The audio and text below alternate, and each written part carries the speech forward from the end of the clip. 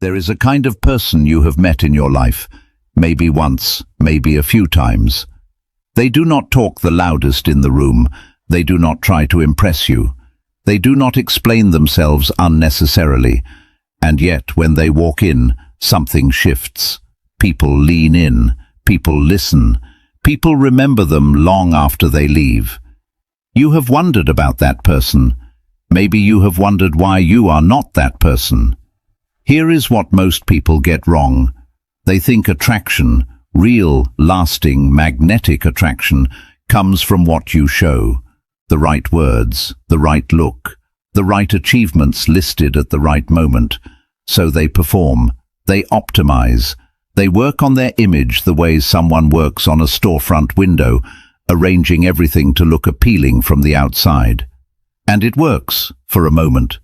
People glance, but they do not stay.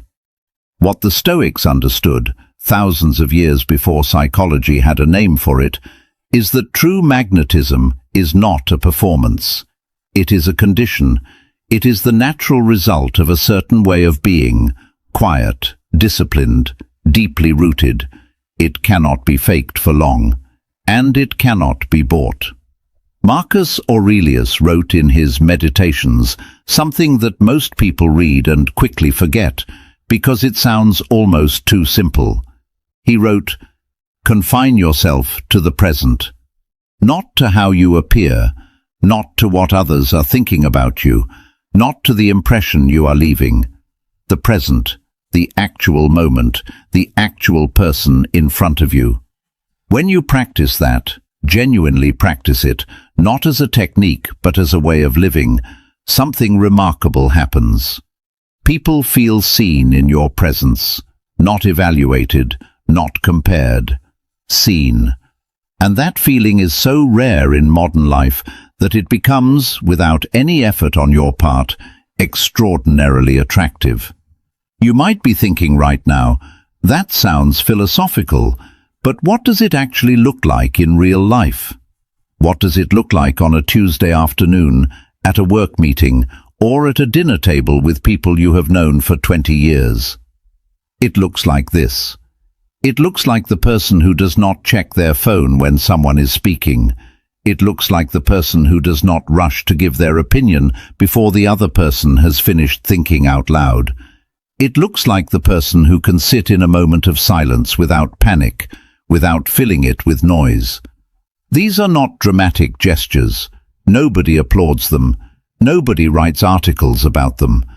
But people remember them deeply. In a world drowning in distraction and performance, a person who is simply fully present, that person becomes unforgettable. This is where the Stoic path begins, not with grand speeches about virtue, not with visible sacrifice. It begins with the silent habits, the ones nobody sees building, but everyone eventually feels.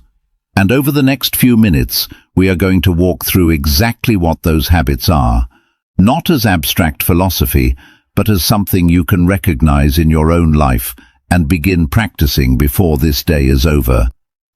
The first silent habit is this: you stop explaining yourself. Think about how much energy the average person spends justifying their choices, why they took a certain job, why they ended a relationship, why they did not call back, why they disagreed.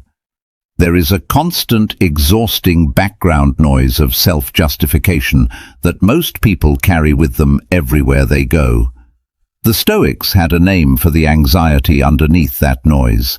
Epictetus called it the desperate need for external validation, the belief that your value depends on whether other people approve of your decisions. He was a man who had been a slave, who had nothing by the standards of his time, and yet he wrote with absolute clarity, "Never depend on the admiration of others. There is no strength in it." Not because other people's opinions are worthless, but because when you build your foundation on them, you are building on sand. Every conversation becomes a courtroom. Every relationship becomes a negotiation for approval.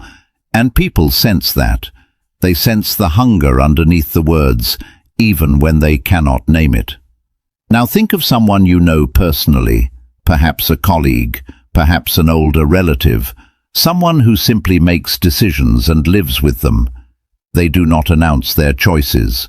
They do not defend them at length. If they are questioned, they answer once, clearly, and then they are done.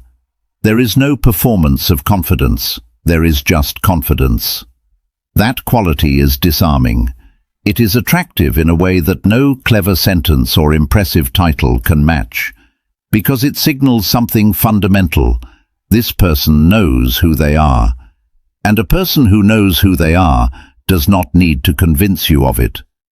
The second silent habit is equally invisible and equally powerful. You become comfortable with being misunderstood. This one is harder, because the desire to be understood, truly understood, is one of the deepest human needs. When someone gets you wrong, when they misread your intentions or misjudge your character, the impulse to correct them is almost physical. You want to reach across and say, "No, that is not who I am. Let me show you." Marcus Aurelius returned to this theme again and again in his private journals. He reminded himself that the opinion someone holds of you lives inside them, not inside you. He wrote, "You have power over your mind, not outside events." The misunderstanding exists in another person's mind. You cannot live there. You cannot control what grows there. What you can control is your response.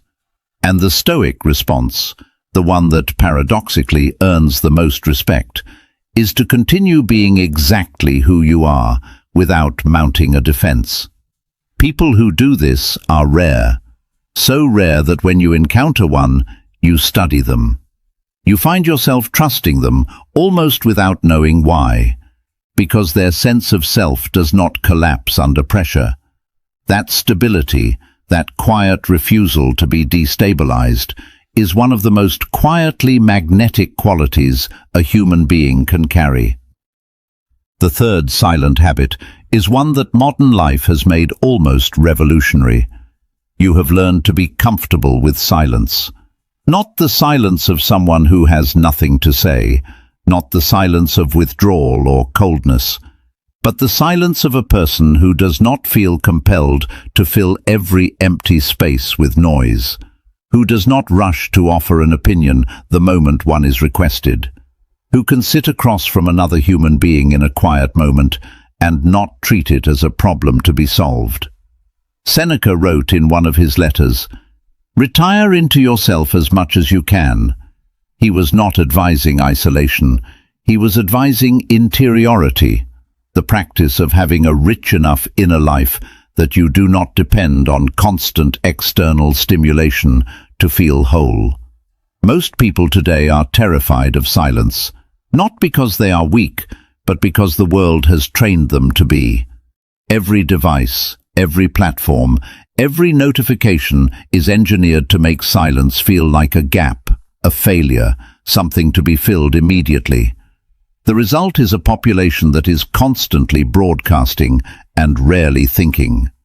You might be thinking right now, I know people like this, people who talk without pause, who have a comment for everything, who cannot let a moment breathe. And while they may be entertaining for a short time, they rarely leave a deep impression, because depth requires stillness, and stillness has become a form of courage. When you practice silence, not as social strategy, but as a genuine orientation toward life, you begin to notice things other people miss. You hear what is underneath what someone is saying. You feel the weight of a moment before you respond to it. And when you do speak, your words carry a different quality. They feel considered, chosen. People lean in. There is a concrete example here that many people in this stage of life will recognize immediately. Think of a conversation you have had, perhaps with a grown child, perhaps with a close friend, where you could tell they did not need your advice. They needed you to stay, to listen without moving toward a conclusion. And in that staying, without a single word of wisdom, you gave them something they could not have gotten anywhere else. That is the power of chosen silence. It communicates presence. It communicates patience. It communicates that this moment and this person are worth your full attention. In a world that is always rushing toward the next thing, that quality is almost shockingly rare. The fourth silent habit follows naturally from the third. You have stopped performing your virtues and started living them. This is perhaps the sharpest distinction the Stoics drew between the philosopher and the ordinary man of their time. The ordinary man wanted to appear good. The philosopher wanted to be good, and understood that the moment you begin performing goodness for an audience, you have already lost it. Epictetus was direct, as he always was. He said, "Do not explain your philosophy, embody it." Not because explanation is wrong, but because a life lived with integrity is more persuasive than any argument. People do not remember what you said about who you are. They remember how you made them feel when no one was watching the outcome. So we have walked through 4 of these silent habits, stopping the need to explain yourself, becoming comfortable with being misunderstood, embracing silence as a form of strength, living your values instead of announcing them. And you might be sitting with a quiet question right now. This all sounds true, but how do I actually begin? Not next month, not when life settles down, today.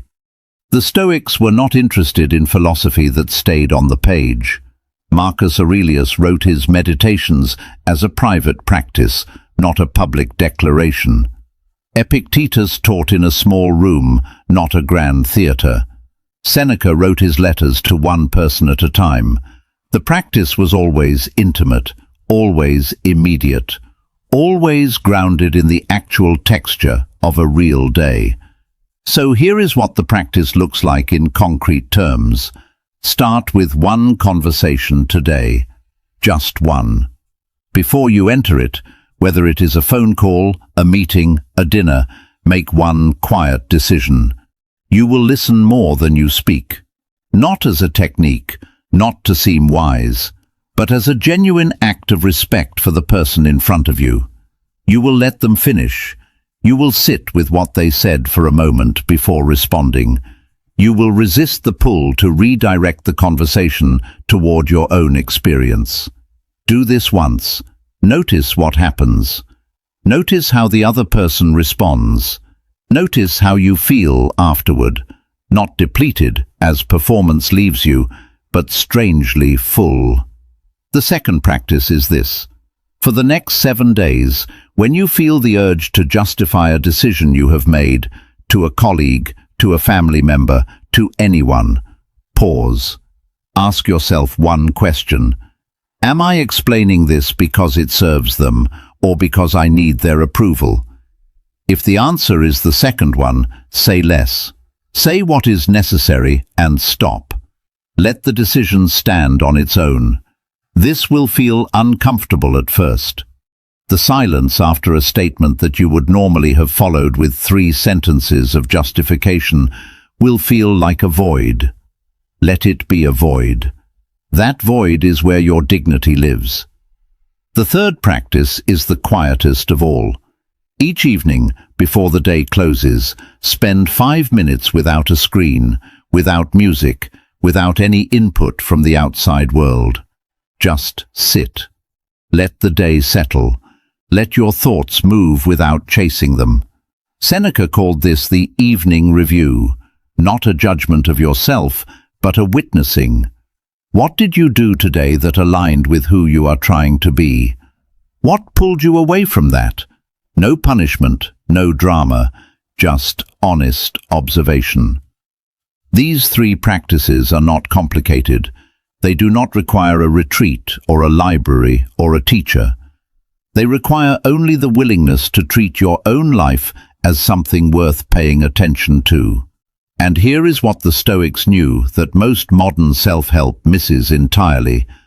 Attractive people, genuinely deeply attractive people, are not attractive because they have perfected their image. They are attractive because they have developed a relationship with themselves that is honest, consistent, and unafraid. That relationship radiates. You cannot manufacture it. You can only build it, slowly, through exactly these kinds of quiet, daily acts. There is a moment that comes in the life of almost every person who reaches a certain age and a certain level of honest self-reflection. A moment when you realize that most of what you spent your early years chasing, approval, recognition, the right impression, was exhausting in a way you did not fully understand while you were inside it. And the relief that comes with letting it go is not loud. It does not arrive with a dramatic revelation. It arrives quietly, like a room that has been aired out after years of closed windows. You simply notice one day that you are no longer performing, that you are no longer waiting for the verdict, that you are, for perhaps the first time, simply here. That is what the Stoics were pointing toward. Not detachment from life, but a deeper engagement with it, one that does not depend on the shifting opinions of others to remain stable. Marcus Aurelius, who ruled the most powerful empire in the world and still found time to remind himself daily of these principles, put it with his characteristic plainness. He wrote, "Waste no more time arguing about what a good man should be. Be one. Not tomorrow, not after the next achievement or the next chapter or the next version of yourself that finally has everything in order. Now, with what you have, with who you already are." The silent habits we talked about today are not a program. They are not a system.